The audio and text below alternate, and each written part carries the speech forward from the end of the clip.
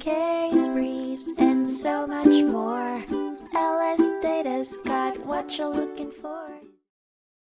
In County of Maui v. Hawaii Wildlife Fund, the Supreme Court overruled the Ninth Circuit's interpretation of the Clean Water Act's permitting requirement in a 2020 decision.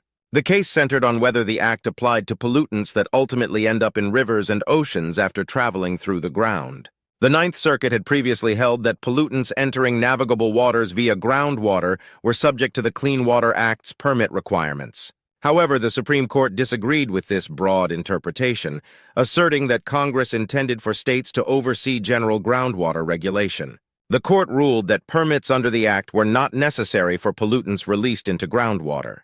The Clean Water Act was enacted by Congress to protect the nation's waters, reshaping federal regulation to require EPA permission for any discharges of pollutants into navigable waters. The Supreme Court's decision clarified that permits under the Act were required only when pollutants from a point source enter navigable waters, or when such pollutants are conveyed through groundwater and are equivalent to a direct discharge. The court held that the Act required permits for direct discharges into navigable waters or their functional equivalents.